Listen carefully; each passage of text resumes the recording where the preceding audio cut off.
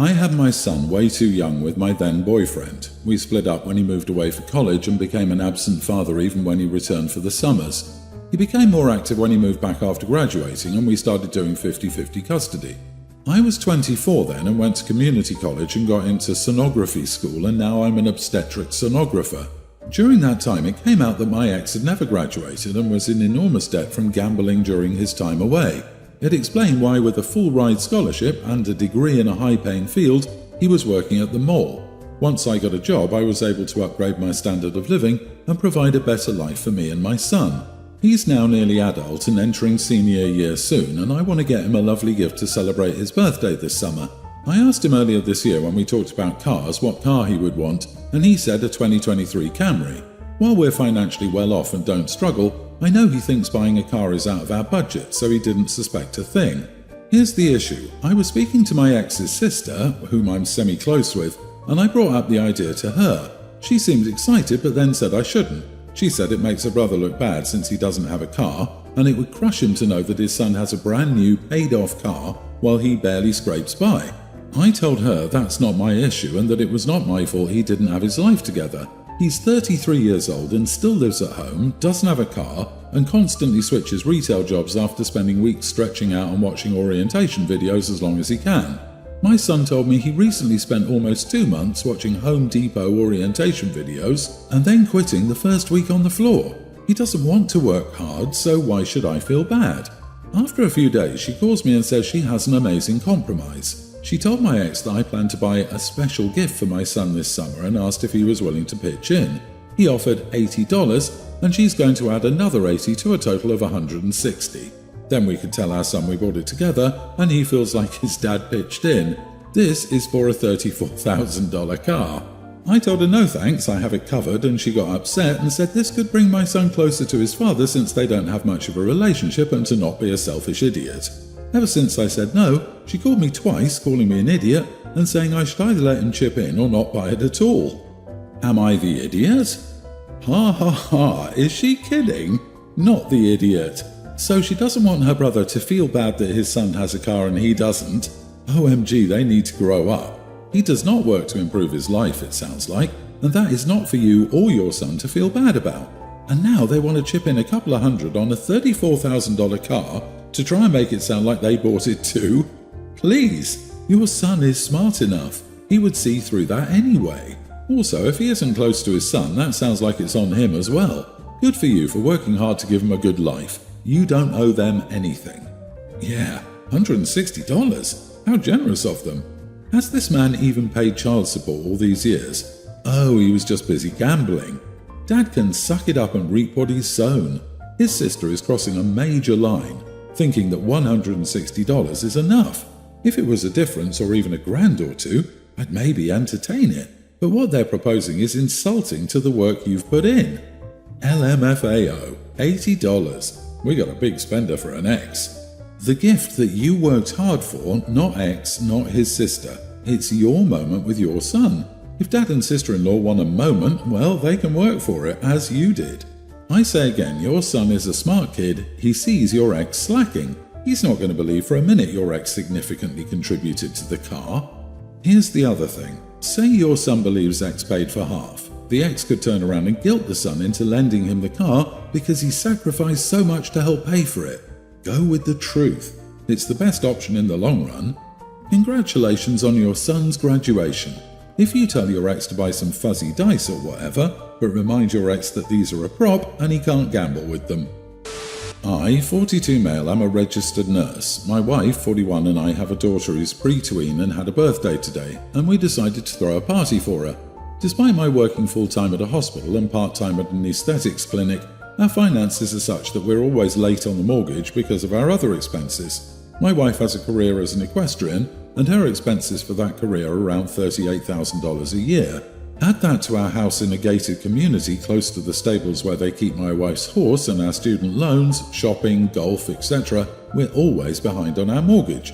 So I was shocked to find out that the day after we were denied a very small loan as well as a credit card that caters to people with bad credit. My wife paid an extra $550 for a better party photographer. We couldn't get the deposit for the other one back. In the days leading up to the party, I was losing sleep over our finances. Pulling doubles has become my norm, but I'm usually off Saturdays. However, I have a reputation as the one who will pick up any shift on short notice, so much so that my co-workers resent me because management asks why they cannot be like me. So a co-worker got sick last minute and I was told Friday night that they needed somebody for all of Saturday, offering a 12-hour shift. I knew my daughter's party was today, but I knew I'd have to spend the whole party sweating about the fact that we couldn't pay our mortgage, so I decided to pick up that shift. When my wife found out I was going to work at 7 a.m. and not going to be home until evening, she was furious and accused me of being a bad father. She hasn't talked to me since. Am I the idiot for trying to pay bills? Food, $200. Data, $150. Rent, $800. Horses, $38,000. Utility, $150. OMG, someone who is good at the economy, please help me budget this. My family is dying. In all seriousness, if you're so stressed about finances that you must miss your daughter's birthday for the entire day, you should re-evaluate your spending habits. You are the idiot. Love drill LOL. But I think I'd say everyone's the idiot here. Opie and his wife need to sit down and come up with a more feasible budget for the family. It's not fair that Opie has to do all this extra work, as his wife wants to have her cake and eat it too. But Opie should also stand up for himself. But she has a career, LOL. It costs the family $38,000 per year. Ah yes, the famous, I spend more money on this job than I do making it. This is just like people in MLM scams, but at least Opie's wife isn't recruiting anyone into her nonsense, unless you count Opie himself. Exactly. Honey, that's a hobby, not a career. A career doesn't cost you $38,000 more than it brings in. And dude, this kid would rather have her dad than a $500 plus photographer. And who has a photographer for a kid's party? Is that a thing? Indeed, for celebrities and whatnot, but us normies? No, seriously, Opie and his wife need to make a proper budget and quickly. Their poor kid. Well, you see, Mom's Instagram followers deserve the best photos. And how much do we bet his wife is actually angrier about having to host the party alone or losing face and using the bad father to blame and guilt him? Opie, you have to shut down this crap. She's taking horrible advantage of you. She's killing you and robbing you of time with your kids. Enough. This is so stupid. My girlfriend thinks I'm an idiot, so I want some second opinions. We're both quite serious tea drinkers, being from the UK, at least 3 cups a day each. I have mine with 1 spoon of sugar. She has no sugar. We've been dating for a year now. In the first month of dating, things were great and she made my tea properly. Then she slowly started to forget and made us both cups with no sugar. I gently reminded her that I like it with 1 sugar, but she wouldn't remember and kept making me non-sweet tea. So I decided just to make both our teas going forward throughout the day to save the hassle. However, lately, I've been tired of having to make all this tea, and I asked her if she could make me a cup once in a while. I don't think it's fair that I make her nice teas and she can't return the favour. Today, she made me tea with no sugar once again, and I got fed up and asked her why she doesn't add sugar to mine. It feels deliberate, to which she told me she forgets, and that's just how she does it, and I can add my own sugar after. So I said that wasn't the point, and moving forward until she can make my tea nicely and take my taste into account, I will no longer be making her tea. I remember her little dietary quirks, and it just feels off that she won't remember this for me. She says it's stupid of me to go on strike about making her tea, and I'm weaponizing it, and it takes 2 minutes. However, I'm tired of making her perfect tea while she doesn't even put any effort into mine. Am I the idiot? People are going to get on to you with, it's just sugar, but I get your point. It's the effort. You take the time to remember what she likes and do that if you're making for both of you and she doesn't return the favour. It feels lopsided to you, hence the question. You are not the idiot. Exactly, they've been dating for a year now. It's not like it's some complicated Starbucks order. It's 1 spoon of sugar. I'd honestly start making the tea, but putting 1 sugar in her tea as well. If she needs help remembering your preference for something as simple as tea, why should you go to the trouble of it? It's a simple lack of respect. If he wasn't British, I would have suggested that as well, but he's probably too damn polite for stooping to the level the rest of the world would applaud, Canadians probably being the exception. As an American who used to drink sweet tea, I cannot relate. LOL. We drink tea syrup in this area. No sugar? Get out. OP, you can have a tea war if you like, but the real question here is a fairly fundamental relationship question. Do you want to remain in a relationship with this person? I'm actually only 29, and I felt like my sister, niece's mom, did some pretty good salesmanship to all of our siblings, there are 8 of us, and made everyone promise to gift my niece $1,000 when she graduated high school. I can come up with the money, but it also means that I won't be able to book a vacation that I've been wanting to take for a long time. I was okay with that because the implication was that money would be used for tuition and living expenses. I finally saw my niece yesterday with the full intention of giving her the check. I asked her if she was excited to start college in the fall, and she said she wasn't going. Okay, that's a surprise, so I asked her what she planned on doing. She literally said, "Oh, nothing." And I said, "Oh, you mean nothing like getting a job?" And she said, "No, literally nothing."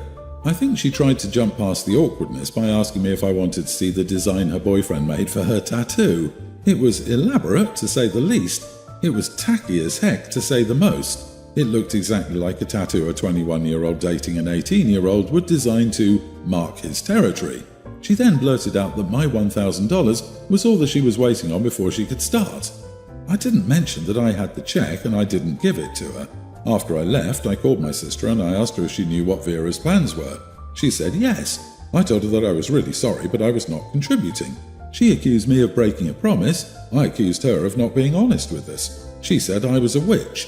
I said to call me back if Vera decides to be productive, then I'll come through with the gift. We said, "Screw you," and simultaneously hung up on each other. Am I the idiot? Edit, if I wasn't clear, the tattoo is $8,500. She's supposedly driving to San Francisco to go to a very popular artist. It will go from the back of her neck down her left side and to the bottom of her foot. She wants to spend $8,500 on a lame tattoo designed by her boyfriend to mark her body as his, and her mother is not only going along with this, but is happy to scam her siblings out of $1,000 each to make it happen? That's some messed up crap going down. An $8,500 tattoo at 18 years old. Holy crap. Not the idiot. Go on the trip you thought you wouldn't be able to do. Damn, not only is the neck pretty rough to get done, but ribs are one of the worst places and most easily messed up bits because of ribs. Any artist will agree it's probably one of the worst locations to do. Also, sole of her foot. I've got a lot and even I wouldn't dare go near my feet. A reputable artist would be extremely wary of doing something so massive, especially something designed by a boyfriend on someone so young, particularly if she doesn't already have multiple pieces. Get your siblings together immediately for a family discussion, minus your sister and niece. It has to be before they gift the money. This may be the crux of the matter. What exactly did your sister sell you on? Did she imply that the money would be used for educational purposes? If so, that is your out.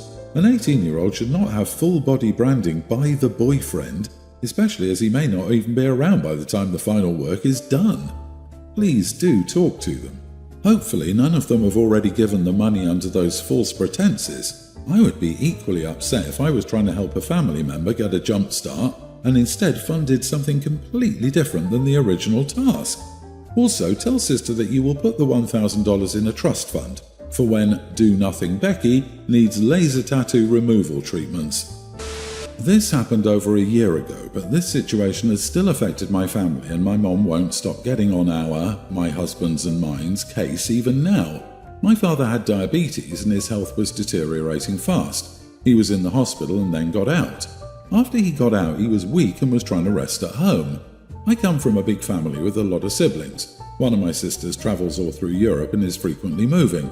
I'm in the US and I haven't been back to Europe in over a decade, but I talk a lot on the phone with them. We'll call my sister Anna. Anna suddenly moved into my parents' house with her husband and 8 children for an unknown period of time and for reasons no one knows. Well, she had nowhere else to go apparently. My mom is the closest with her and always sympathetic towards her, so she's fine with her being there. My dad was exhausted coming home from the hospital just a day or 2 ago. My husband was talking to him on the phone and heard all these kids screaming and making noises. He asks if everything is okay. My dad just said he's tired, overwhelmed, can't take it anymore and just wants to rest. My dad talks to my brother, who lives there, and talks about the environment in the house. My brother said it was a disaster and pretty noisy since the kids were running everywhere. My mom, however, said that it's not a big deal and not that noisy. We all just had a feeling my dad was going to die any day now, and these were his last moments alive. My husband and I felt bad for my dad and thought he deserved peace in his last moments. My husband asked to speak to my mother and she said, "No, not now." So my husband asked to speak to Anna's husband. He said, "If you don't leave this house by 7 p.m, then I'll pay for a rental home where he can rest his final days. It's not okay for this man to work all his life and he can't even die peacefully in his own home. I'll be calling back to make sure you've left." They tried to talk back and downplay everything, but my husband really put his foot down and ultimately they left. After about 2 days, my father had to go back to the hospital and died. My mother is still upset with me and my husband that he kicked Anna and her family out. She still comments to my husband and acts like we were really out of line and rude. I want to add that Anna was and is still building a new home near my parents' house, so they have some money. Am I the idiot for letting my husband kick my sister's family out of my parents' house? Edit. I just want to add, since there's a little confusion, that this was our last resort since it's pretty big, but my mom didn't want to speak to all of us and always sides with Anna. She was babysitting the kids and ignored my father, so he was pretty much by himself after coming out of the ICU. But my dad was so weak and was mentally done. When my husband inquired about Anna's husband, he said, "Don't worry, it will all work itself out." You are the idiot. It was not your husband's place to dictate what happens in other people's homes. You crossed the line. And how do you know that the stress of your sister and the children moving out didn't hurt your father in his dying moments? Why would he want his end of life filled with family strife? Your inappropriate actions may have caused him more hurt, you fools. Not only that, you hurt the living people who were the ones there with him in his dying hours. You caused more stress for your mom, siblings, and nieces and nephews than necessary. Wow, how selfish of you. Imagine not being able to cook your own meals after a lifetime of cooking, not being able to drive a car, sign your name, write or wash your body, or convey your thoughts clearly. Your once strong body is a shell of itself. You have trouble walking or picking things up. Now imagine how exhausting that must feel day in and day out. Then add 8 noisy young children and an unsupportive wife to that scenario when you're just trying to survive. You and your husband are not the idiots. At least you tried to give your father some peace in his final days. Sorry for your loss. Agreed, your husband did the right thing. I've dealt with serious health issues. I can't imagine having a bunch of kids around. When you're suffering, all you want is to be left alone in peace. Your mom probably needed their presence to distract her, that's my guess. Regardless, all you can do now is to say, "Yes, Mom, we know. You've told us multiple times," and change the subject.